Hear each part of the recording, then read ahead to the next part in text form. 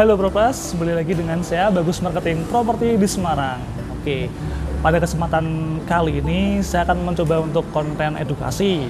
Nah, edukasi kali ini saya mencoba untuk membahas tentang tanah girig, petok D dan letter C, apa itu dari keseluruhan semuanya. Nah, pada kesempatan kali ini juga saya akan menjelaskan satu persatu poin-poinnya, apa itu tanah girig, petok D dan surat letter C. Untuk yang pertama itu sebagian dari kita semua pasti pernah mendengar istilah tanah ya. Nah, tanah girig itu dan juga petok D dan letter C.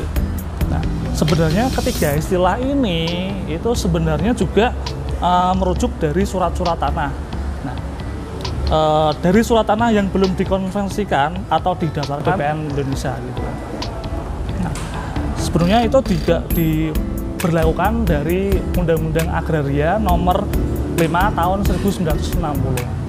Sebelum penjelasan lebih lanjutnya, perlu kita ketahui surat tanah girig, petok D, dan letter C itu sudah ada sebenarnya sejak lama. Oke, sekarang kita coba untuk pembahasan satu persatu dulu ya. Pertama kita mencoba untuk pembahasan di girig dulu. Oke, di surat girig atau bukti girig. Nah, jadi sebenarnya surat girig ini bukanlah seperti sertifikat pada umumnya. Jadi surat girig itu sebenarnya seperti tanda bukti kepemilikannya. Nah, keperluan pajak di dalam surat ini dapat ditemui nomor, luas tanah, serta pemilik hak atas tanah karena jual beli atau warisannya.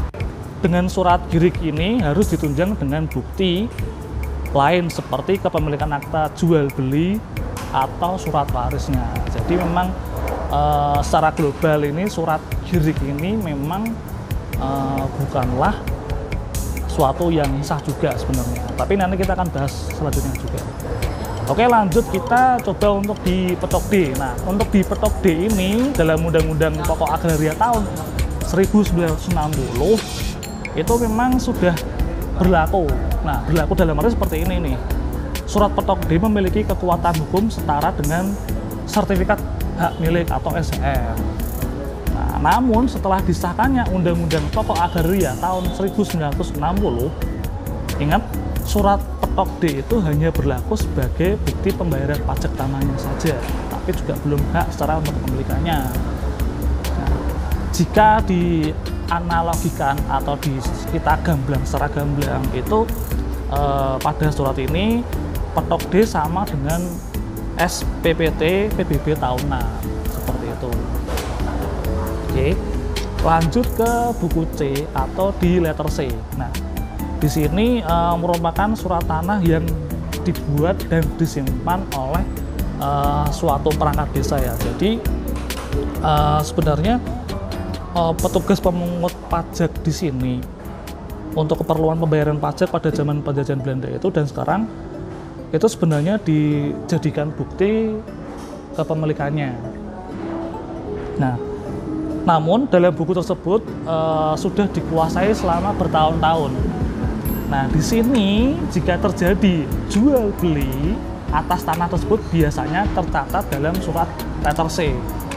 Nah, atas dasar itu juga notaris maupun petugas di kantor pertanahan dapat melihat riwayat pemilikan tanah di suatu perangkat desa atau di kelurahan. Nah, oke, dari pembahasan singkat itu dapat diambil kesimpulan bahwa surat tanah girig, petok D, dan surat letter C itu hanya bukti pembayaran pajak tanah dan tidak dimiliki kepastian hukumnya. Nah, terus nanti pasti ada timbul pertanyaan seperti ini. Loh, tapi bisa nggak itu kalau dibuat semacam jual beli atau transaksi lainnya dipindah tangankan seperti itu? Dan jawabannya pasti bisa, tapi dengan catatan tertentu ya.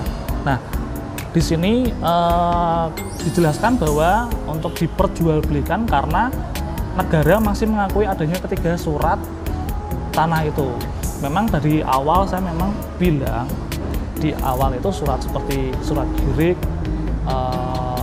letter petok D, maksud saya petok D dan letter C itu memang sebenarnya juga belum sah, tapi ketika misalkan itu diakui disahkan itu memang harus di-upgrade menjadi surat sertifikat yang sudah terdaftar di BPN tentunya. Nah, saya lanjutkan di sini.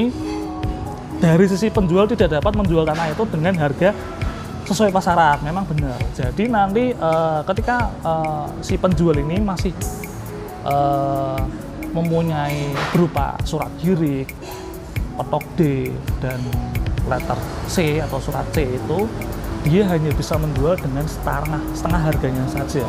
Nah, tapi sedangkan dari sudut pandang sisi pembelinya juga itu memang benar, dia sangat menggiurkan, apalagi dengan setengah harga dari harga pasarannya gitu kan. Cuman itu juga memiliki resiko. Lah, resikonya itu apa? Resikonya sangat besar sekali. Resikonya itu adalah ketika adanya nanti sengketa lahan tanah. Seperti itu. Nah, terus next selanjutnya ini adalah apakah bidang tanah dan surat tanah girik, petok D, dan letter C itu bisa di SHM-kan atau di sertifikat hak milik? Jawabannya pasti bisa. Nah, itu asalkan bisa memenuhi persyaratan sebagai berikut. Ini ada 2 persyaratan nih, teman-teman. Biar bisa surat itu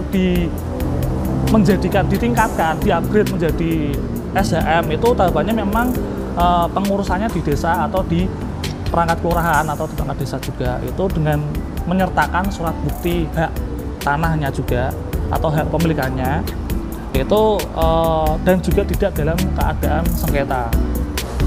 Dan tahapan yang terakhir atau yang kedua itu adalah pengurusannya di BPNRI. Jadi memang harus diregistrasi terlebih dahulu di BPN supaya bisa ditingkatkan menjadi SHM juga, seperti itu. Nah, ini memang sudah peraturan bakunya, karena peraturan pemerintah nomor 24 di tahun 1997 tentang pendaftaran tanah. Jadi memang lebih amannya, lebih baiknya itu ketika sudah rekan-rekan semuanya atau para propers itu memiliki surat girik, petok D atau letter C, itu memang harus ditingkatkan menjadi SHM, itu lebih amannya. Karena apa? Lah tadi saya bilang, untuk menghindari suatu hari nanti ada namanya sengketa lahan, seperti itu.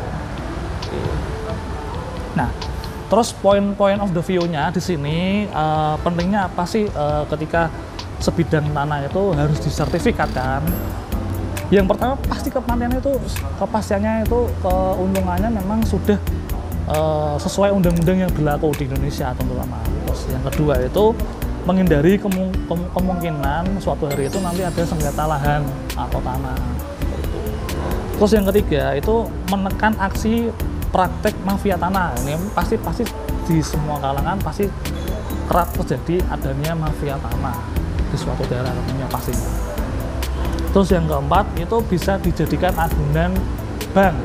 Nah, atau bahasa ngetrennya itu sekarang disekolahkan, itu berupa sertifikat itu juga karena sudah sah gitu kan. Terus yang kelima itu harga tanah tidak anjlok dan cenderung mengikuti harga pasaran pastinya. Terus yang terakhir, dalam transaksi jual beli lebih mudah karena peminat tanah yang bersifat jelas lebih banyak. Oke, seperti itu. Nah, oke, untuk tambahan yang selanjutnya, ini yang poin yang terakhirnya itu mengenai strata title. Nah, apa sih strata title itu? Sebenarnya strata title itu sama dengan SHM atau sertifikat hak milik yang di sini ya. Nah, strata title ini istilah dari Australia dan Singapura di 2 negara tersebut. Karena yang membedakan strata title ini di warnanya, warna sertifikatnya. Jadi kalau di strata title ini lebih condong ke warna merah muda atau merah. Nah, untuk warga negara asing atau WNA yang mau tinggal di negara Indonesia ini bisa menggunakan hak pakai ini teman-teman. Jadi hak pakai itu syarat pembelian di Indonesia itu harus membeli properti di Indonesia, pastinya itu harus membeli. Terus memiliki izin tinggal di Indonesia atau PITAS, ya kita bilang PITAS ya. Terus yang ketiga hanya dapat membeli rumah tapak dan apartemen.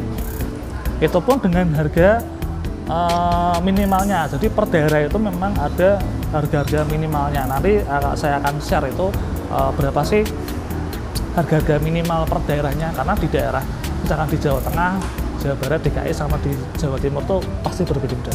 Itu berlaku di seluruh Indonesia juga. Nah, properti yang dibeli hanya dari developer itu pasti dia harus beli juga di developer.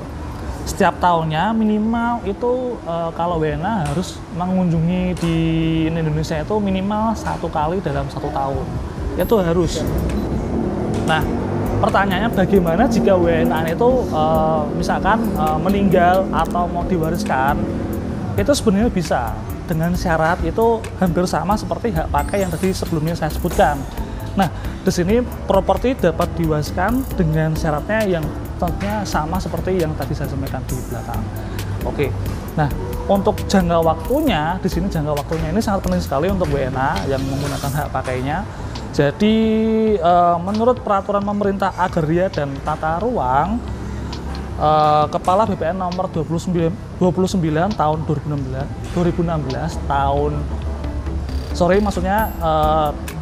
Kepala BPN nomor 29 tahun 2016 pasal 7. Nah, itu di situ menyebutkan bahwa itu untuk jangka waktunya memang 30 tahun. Tetapi bisa diperpanjang lagi 20 tahun dan itu dapat diperbarui lagi selama 30 tahun lagi. Tapi dengan catatan itu harus dengan seizin dari Menteri Agraria dan Tata Ruang.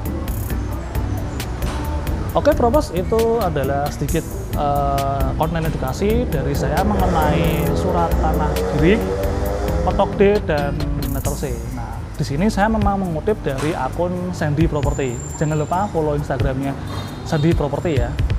Dan bagi rekan-rekan semuanya dan para Probos, untuk pertanyaan lebih lanjut mengenai edukasi surat ini bisa ditulis di kolom komentar. Dan jangan lupa share videonya jika video ini bermanfaat. Saya Bagus, marketing properti di Semarang undur diri. Sampai bertemu di video selanjutnya. Terima kasih.